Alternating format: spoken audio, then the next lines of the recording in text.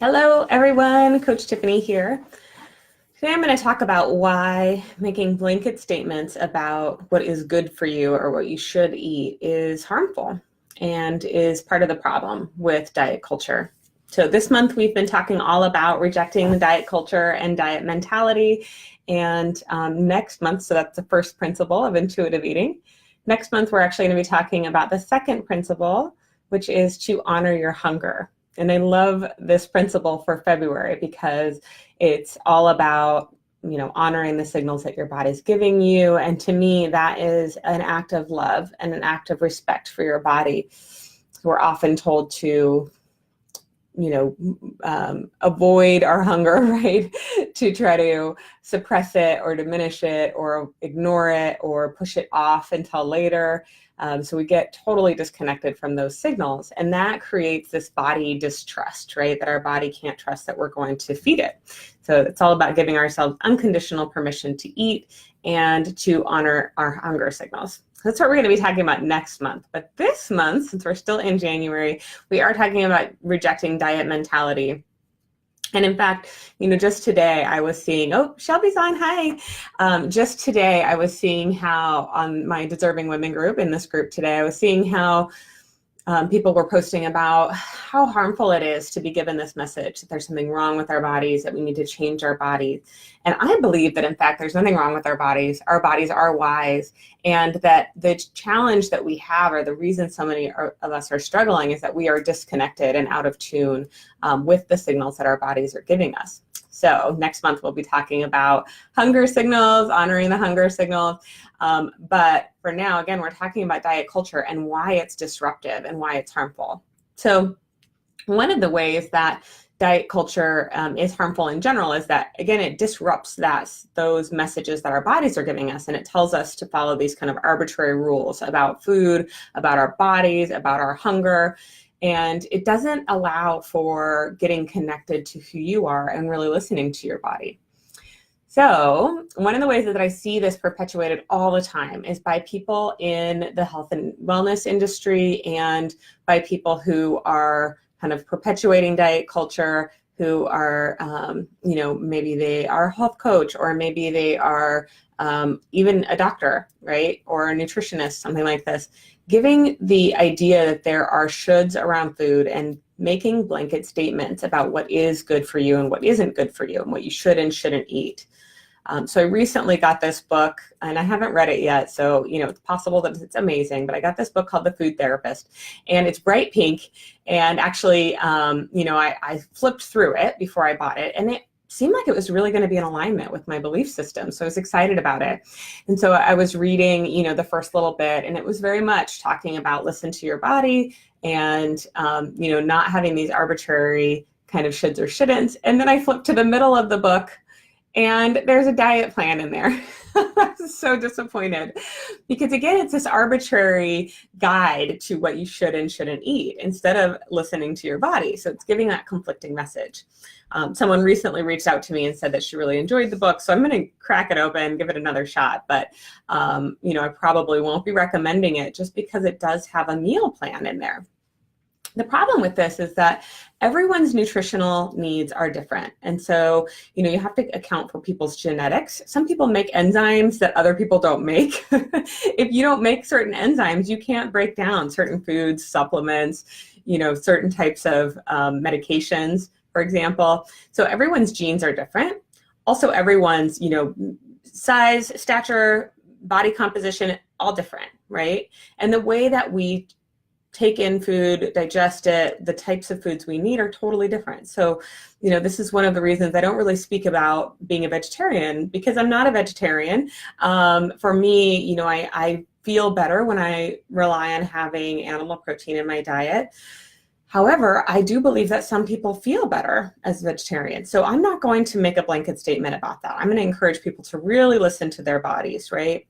And really pay attention to, how does this feel in my body? And if you're making this choice for ethical reasons, make sure that you are checking in with your body and seeing if there's a way to really honor your body, even with making those ethical choices. All right, so that's kind of a hot button issue. The point is that I don't believe that you can say across the board that one type of diet is better for people than another. For me personally, I do really well with a lot of veggies and eating, animal proteins that I mentioned, like grass-fed beef and, wild-caught fish and pasture-raised chickens.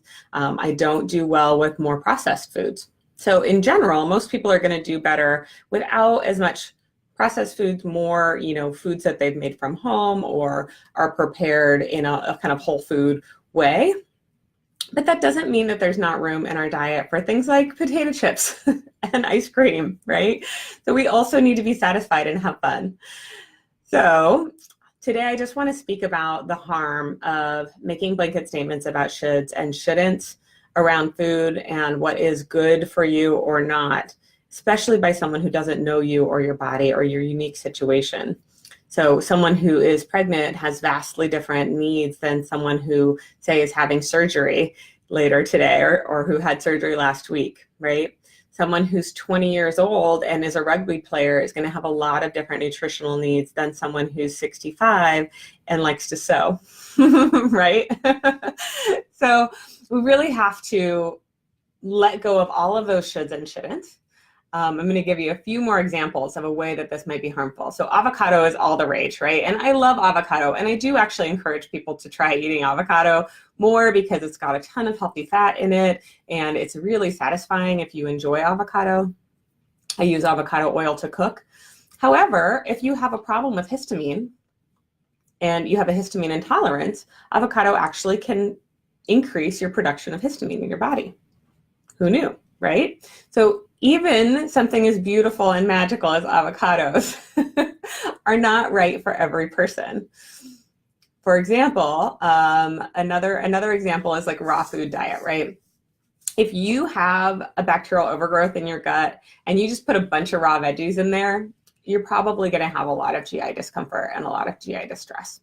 So that's not the right diet for you. Another example would be, let's see, I was looking up today about, mold. So if you have a mold infection, eating dry fruit and nuts tend to have a higher mold content than some of the other foods. So again, something as beautiful and magical as nuts that we recommend a lot of the time to eat as snacks. The healthcare industry and the health and wellness and diet industry, right? A lot of times we recommend eating nuts. If you have a problem with mold, that's not going to be the best choice for you. So I don't say all of this to kind of scare you guys off, like nothing is safe anymore, right? I was joking recently with someone about there's no safe foods, all the fear mongering that's going on.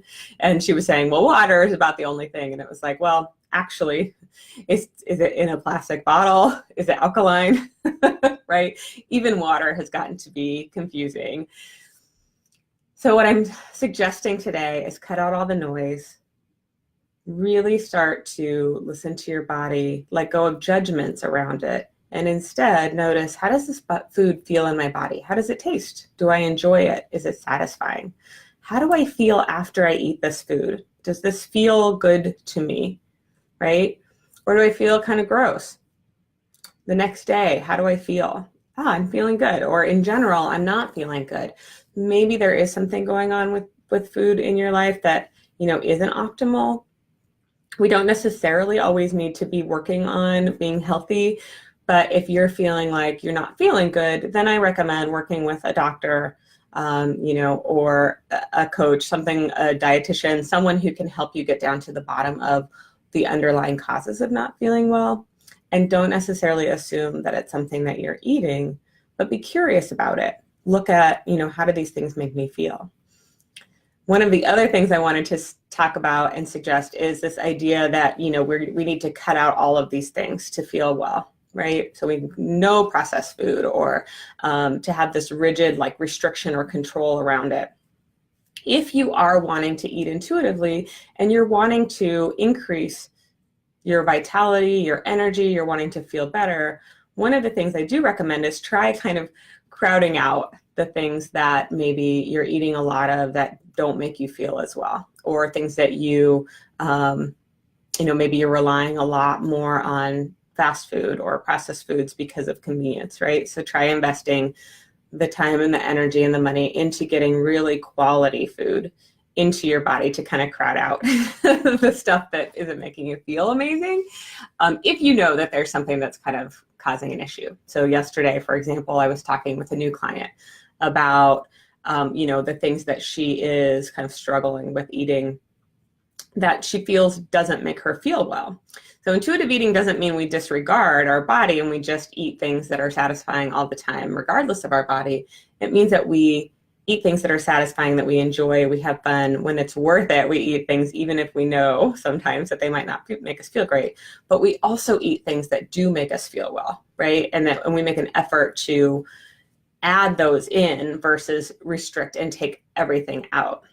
So giving yourself additive goals can be a much better way to increase your vitality, increase your energy, to feel better, to give your body the nutrients that it really needs to function well, without restricting and without judgment and without shame. All right. I hope that this was inspiring and helpful. And again, if you're hearing people make blanket statements about what you should and shouldn't eat, I would just encourage you to kind of push those messages away and really get in tune with your body and listen to what your body is telling you.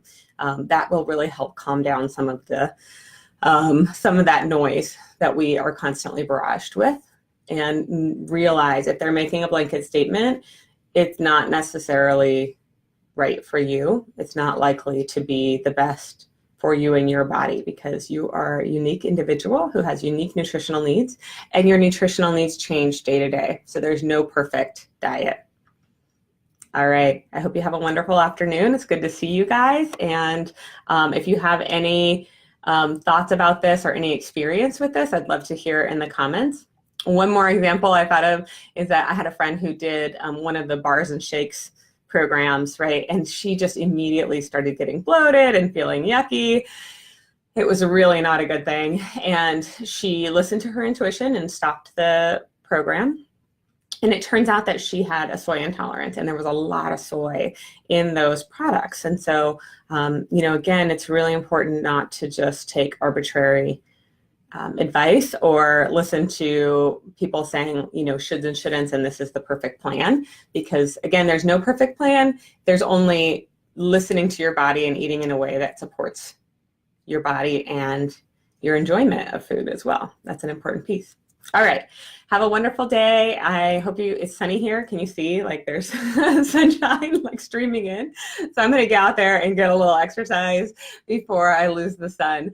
But I hope you are able to have a beautiful day as well. Thanks.